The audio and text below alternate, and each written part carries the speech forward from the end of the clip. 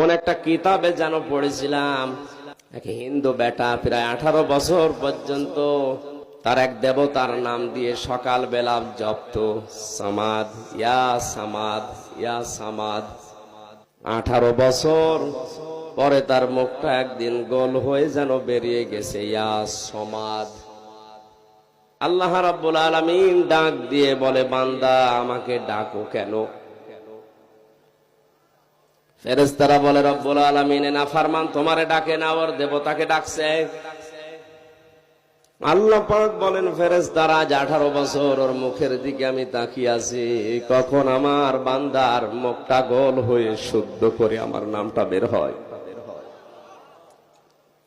সামাদ মানে যার অভাব আছে, আর সমাদ মানে যার অভাব নেই।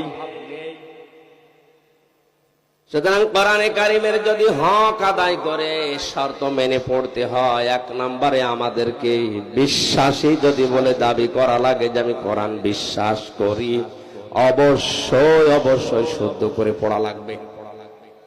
ইমাম গাজালি রহমতুল্লাহ আলাইহি বলেন, কোরআনে কারিম শিক্ষা করার জন্য বাড়ি থেকে বের হয়ে যত সামনে যেতে যায় তত পেছনে চলে যায়।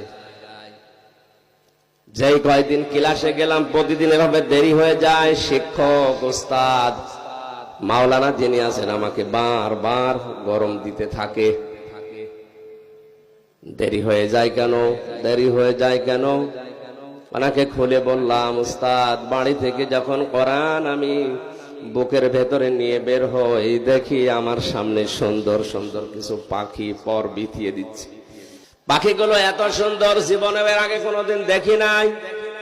এ পাখি দেখার সঙ্গে সঙ্গে এক হাত দিয়ে কোরআন ধরার পরে আর এক হাত দিয়ে সরাতে থাকি। যত সরিয়ে দিতে চাই তত জোর করে আমার পায়ের নিচে পর বিছিয়ে দেয়। এগুলো সরাতে সরাতে আমার দেরি হয়ে যায়। উস্তাদ চোখের পানি ফেলে তাকে বুকে জড়িয়ে কপালে চুমা দিয়ে বলে, আল্লাহর বান্দা, হে আমার সন্তান, তুমি যে ছোট ছোট পাখিগুলো দেখেছিলে এটা আসলে পাখি না, এটা নূরের ফেরেশতারা তোমার পায়ের নিচে পর বিছিয়ে দিয়েছে। আশা করছি যে বয়সেই হোক কোরআন না শিখে মরব না, এই সিদ্ধান্ত আজকে নিয়ে যাবেন। এই জন্য আপনি মন তৈরি করেন। সারাটা জীবন না, আপনি যদি 10 মিনিটও মন দিয়ে কোরআন শুনে সিদ্ধান্ত নিতে পারেন, কোরআনের যে কোনো শব্দ আপনাকে হেদায়েতের পথ বলে দিতে পারে, সে ক্ষমতা কোরআনের আছে।